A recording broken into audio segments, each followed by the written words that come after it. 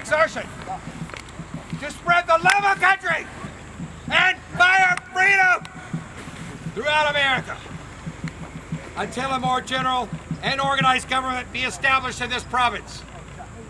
3 cheers for liberty and freedom! Hip hip huzzah! Hip hip huzzah! Hip hip huzzah! Any questions?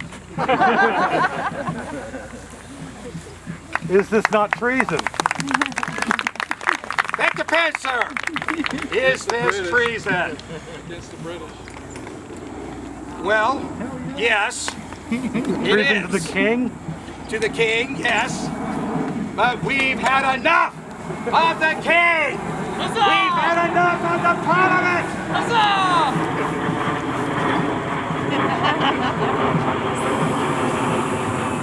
And now, a word from our sponsor. How's everybody doing today? Right. It's kind of warm out, isn't it? Well, anyway, I appreciate y'all coming out here today. Lovely Labor Day weekend. I know y'all wish you were at the beach or something like that, but that's cool. I'm glad you came here. Well, anyway, we're going to talk just a little bit about 18th century artillery. I'm going to talk just a little bit here, and you can come down. We have a camp in the far corner. We can talk a little bit more in depth about the types of ammunition and stuff shot like that. In the 18th century, artillery did not shoot.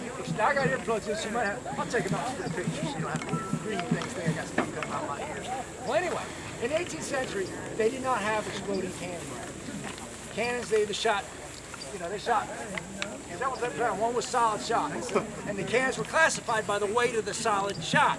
This being a 3-pound iron ball, that's a 3-pound cannon because it shoots a 3-pound iron ball. Now they would shoot the iron ball. That thing, that's a Verbugan. The standard light common 3-pounder, which we didn't bring here today, shoots this about a mile. The trouble is you can't see what this is doing at a mile because it does not blow up. So, but through practice, they practiced a lot, and they'd have people out there at a mile. I mean, they didn't have ocean, but they would launch the balls off, and they'd say, "Okay, this is the way you adjust." So they developed a lot of tables based on the powder, the charge, elevation, things like that, and so they could get about a mile. But as they got closer, you're shooting at infantry. It's field artillery. You're fighting troops. You're shooting at people. So you shoot this into a group of people. It's great. You get this guy and whoever's behind him, but that's it. That's it. So as they get closer, and that's just one shot, put your mile out. They can see you, but they can't do anything about it. So as they get closer, though, you switch over to this stuff called, anyone know what this is? Grape. Grape shot, yeah, because it looks like a bunch of what? Grapes, yeah. Anyway, this is grape shot. These are a little bit smaller balls. So at about 600 yards out, you start shooting this at 600 to 800 yards, you start shooting this. And you still, because you got to keep the energy. If it's too small, you won't have the energy. Like a musket ball, it'll hit the ground before it ever gets to a mile out of a musket.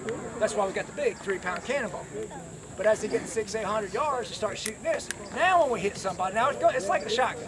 So it's going to go high, low, and everywhere, but you're going to hit more people. It does have a fairly decent group to have shot it.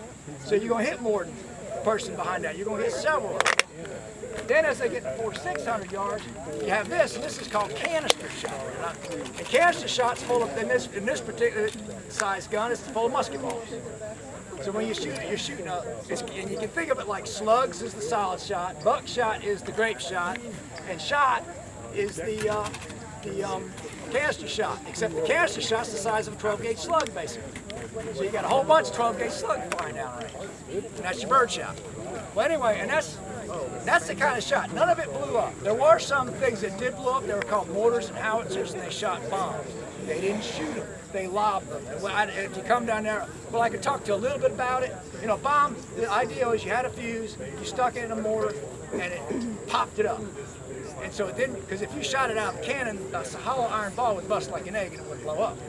So you popped it up, and the idea was it would land, it would roll a little ways, and then blow up. The reason why that was because if a bomb landed right in front of y'all, you don't know how long that fuse is. So it could blow up right away. So you're going to get disturbed. And it rolls a little ways, disturbs everybody until it blows up. And then sure enough, it takes care of them. but it's got y'all broke up. And we can talk about the line warfare in the 18th century. Did they talk about it at all? Linear warfare. Yeah, Musket guys, that's their job. That's what they do. The shot broke up the line.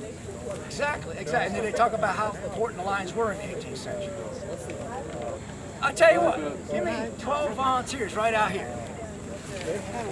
I'm sorry, y'all. Just, yeah.